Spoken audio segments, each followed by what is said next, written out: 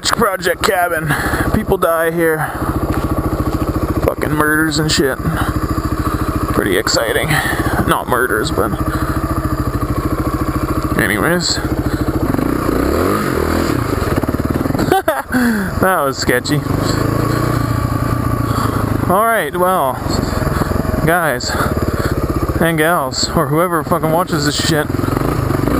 How's it going? It's been a while. And it's because of the rain. And it has been so rainy. This has not really been that great of a month. May sucked. We'll just say that right now.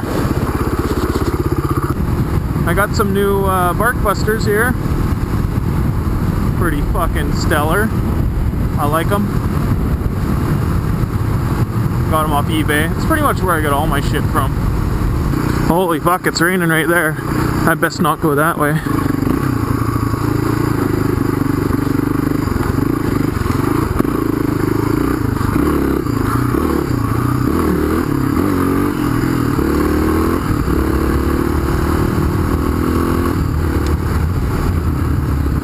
So, I got a kind of a funny slash shitty story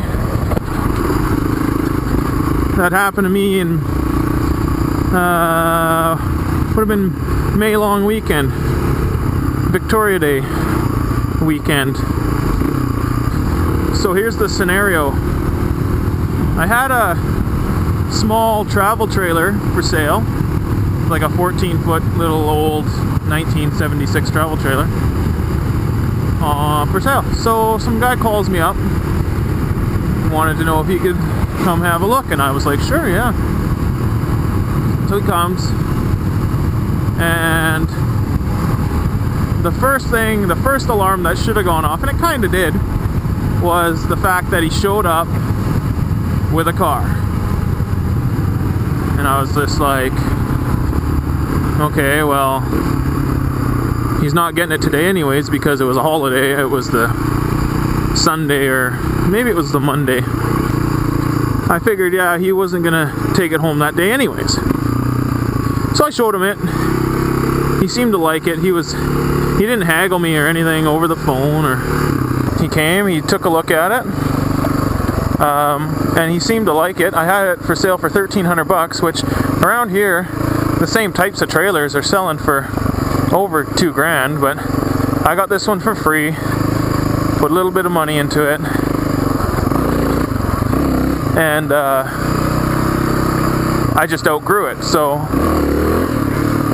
I figured, hey, let's sell it.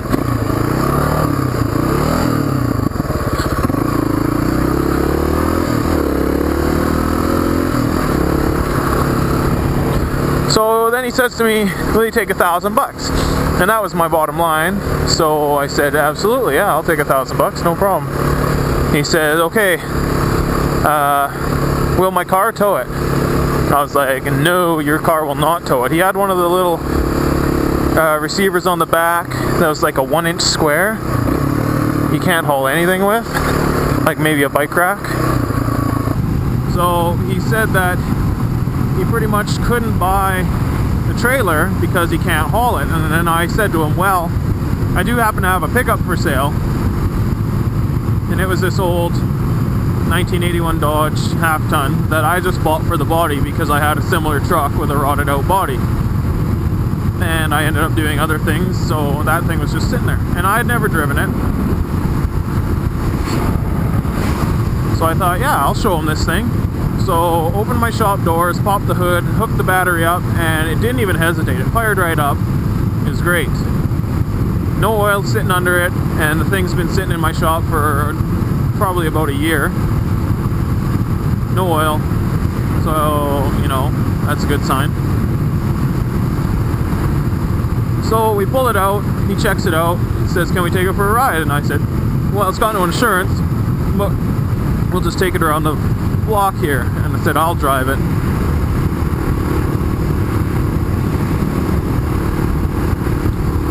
So we took it around the block, and it coughed and sputtered a little bit because the people that had it before me hadn't used it since 2010, so the gas was like 3 years old. I told him that. So he said that he'd come back tomorrow and buy the trailer for $1,000 and buy the truck for $1,000. And I said, okay, that works for me. And so he comes back the next day. First thing he does is he starts haggling me on the price of the trailer again. And I said, and we shook hands on it, and I said, no man, I'm not gonna budge on that trailer. And because he apparently had no money, so I said, I'm not budging on the price. We already shook, and the truck was for sale for $1,500, and I said he could have it for $1,000. So anyways, he decided to buy it. I guess it was the Tuesday, because the places were open, so he could insure it. So he buys it on the Tuesday,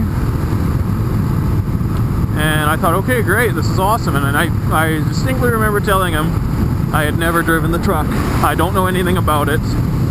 I just bought it for the body, but it was good, you know, good that it fired right up.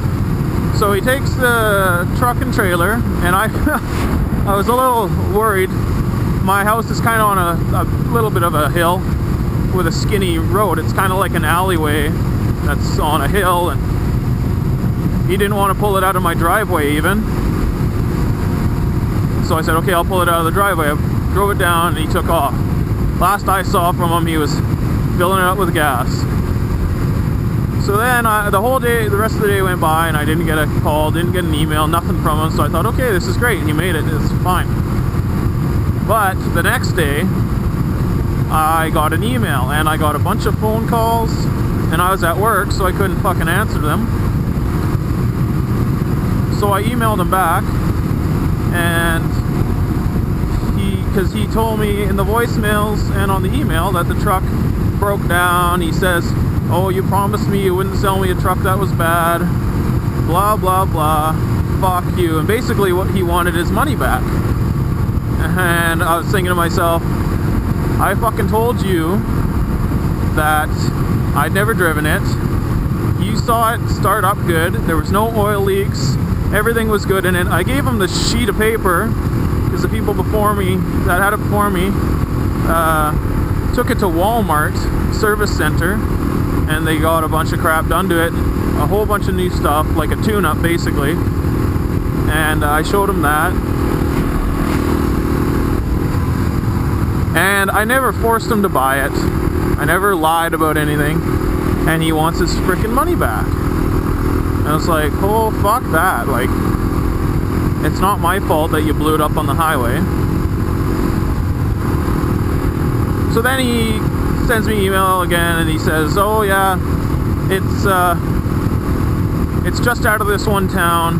He says, you have the means to pick it up. And I was like, I don't have the fucking means to pick it up. I don't have a trailer. I didn't even have the keys for it.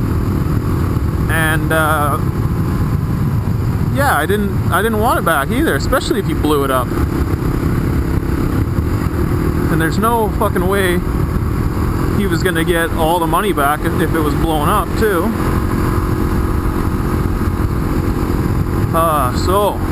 And the fucked up part is, and I never do this, he paid with check, and the only reason I took the check was because I was getting rid of two things to one guy, and I'm going to school here soon, so the $2,000 was kind of a nice little helper for paying my money towards school.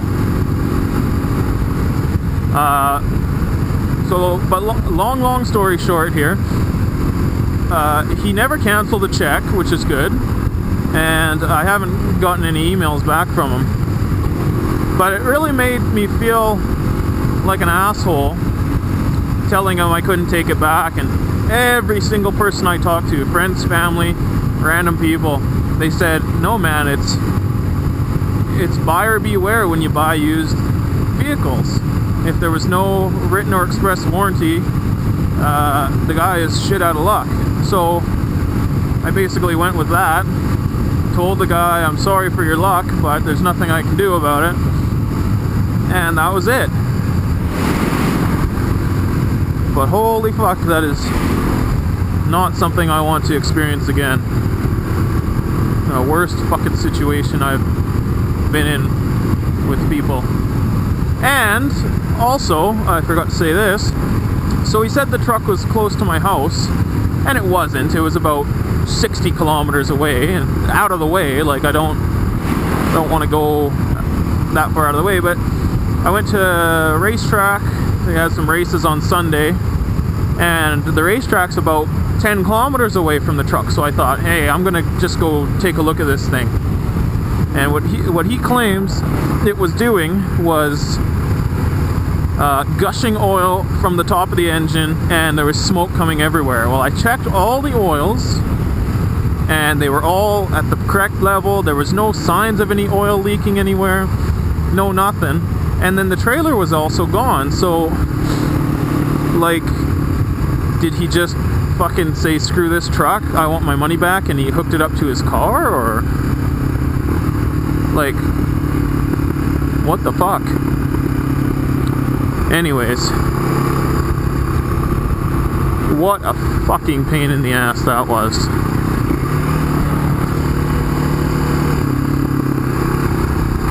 And the guy, he also said he was like a religious guy or something. He says he was sending me messages about, like, God is gonna send me and my crooked father to hell because my dad was there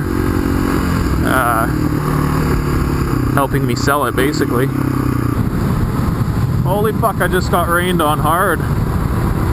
It's pretty exciting, I'm not gonna lie.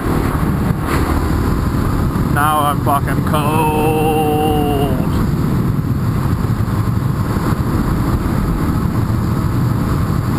Looks like frickin' death over that way. I'm very unexcited to go over there. And that's where I have to go.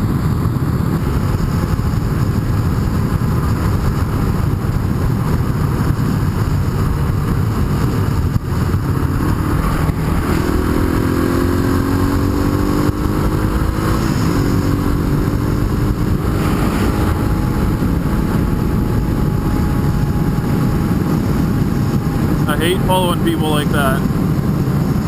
Have no idea what they're doing. It's rather annoying. But I will get over it by passing them. So really, if you guys are ever gonna sell something to somebody, best thing to do, like vehicle-wise, best thing to do is to just print off a little contract saying that, you know, once the vehicle leaves your property, anything that happens is not your responsibility,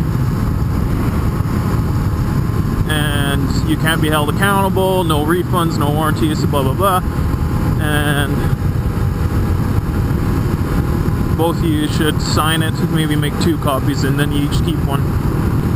Because if I did that, I wouldn't have had to go through any of that shit and get high blood pressure and all that, which would have been great. But I'm over it now.